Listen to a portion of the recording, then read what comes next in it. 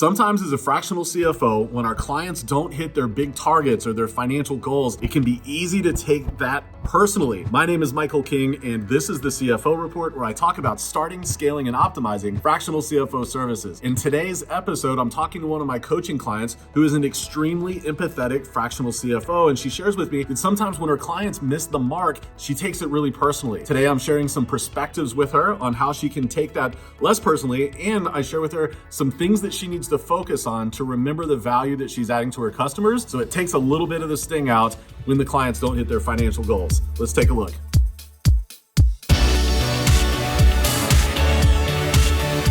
I'm an empath, and so when my clients are stressed, I feel it too. And I had asked Carlos yesterday, when you do this projection and then things go wrong, how do you handle that? And he was very honest. He was like, I don't stress about it one bit. Those aren't my numbers. Those are their numbers. And I was like, oh my gosh, I've never thought about it that way. I almost take ownership over what I'm telling my clients is possible. And so I just wondered, because you have all these clients, especially, you talk about things that are going on with economic hardships, and I think it's holding me back because I'm afraid the more clients I take on, that's just going to add to my stress as well. Because we're taking on clients that need help, right? So they're problem clients. And so until you get them to a point where they're able to celebrate things, is there anything that you've done just in your business to help with that and those feelings? Yeah, I think I probably lean a little closer to you than Carlos on this. I tend to struggle sometimes with getting caught up in the outcomes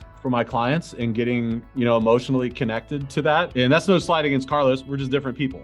Right. But I do agree with Carlos that at the end of the day, we've got to remember it's not our business. We didn't make the decisions in the business. We're not there holding their hand or, whatever every single day. And also remember that the value you're providing goes beyond what the projections, beyond you delivering projections to them. You're also that accountability person. You're the person that's helping them from a decision-making perspective and a leadership perspective. So your value as the CFO isn't limited to the accuracy of projections. So when I kind of couple that with the fact that it's not my business and I can't control what they do, all I can do is show up and give them the best information I can so that they can make the best decisions possible for their business. And at the end of the day, I'm able to look myself in the mirror and be proud of that work. Then, it's a little bit of an easier pill for me to swallow. I don't know if that really gives you the guidance you were looking for or the help that you're looking for, but that's it. You can't give them advice that's going to move the needle thousands of dollars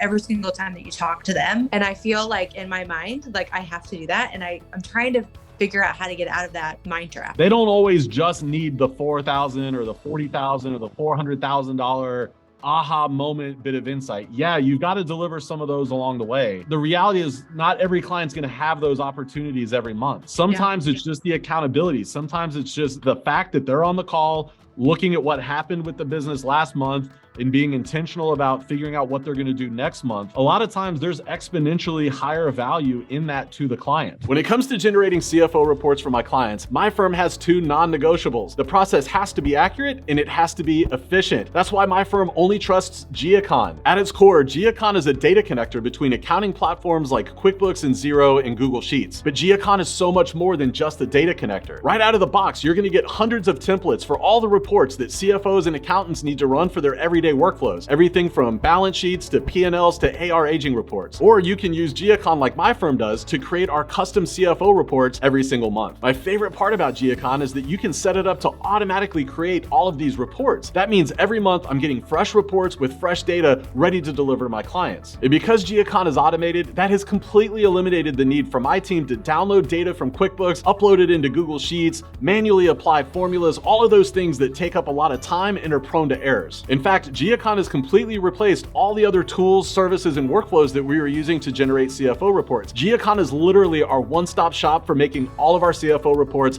automatically every single month. If you're ready to start saving time and reducing errors, then you need to check out G-Accon right now. Be sure to use the link in the description below to save 30%. That means you can get started with G-Accon for as little as $28 a month. Join my firm and over 10,000 other firms and try G-Accon today. I did that YouTube video recently where I talked about, I asked the client, what is it that we do that you like so much? Is it the forecast or the projection? He's like, no, it's none of those things. He's like, yeah, those are helpful.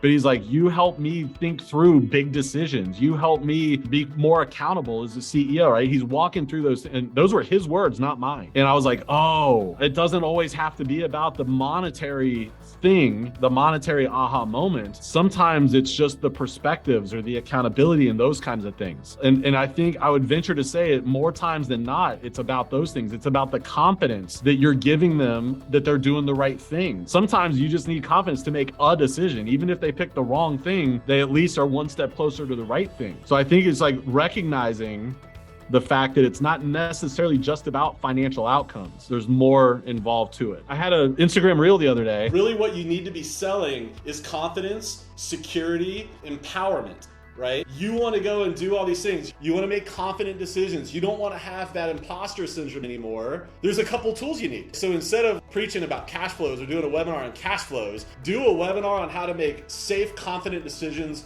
in your business. This is literally the low-hanging fruit on becoming a thought leader right now. Quit selling the forecast and the projections and the goal setting, right? What they're really here for is the confidence. They're here for the accountability. They're here for those other things. And I would venture to say you are delivering those every single month, every single phone call in some way, shape, or form, right? Yeah. And I think I forget about those because then I'm looking at the financial side and not things that aren't necessarily financially driven or that have a financial metric related to it. And it's hard for me to connect. Don't lose sight of the financial things, but remember that you bring more than just that. If it's just the financial stuff, if you're only delivering the financial outcomes, interestingly, they won't be a client for that long. Anyone can do that. I mean, I've had meetings recently where like we're there to go over like a CFO call and they don't even want to talk about the numbers. Like they want to talk about everything else. And then I feel like I didn't do what I was supposed to. And then I'm like, but then at the end of the day, like that's really what they wanted. And so I shouldn't worry about that we didn't go over.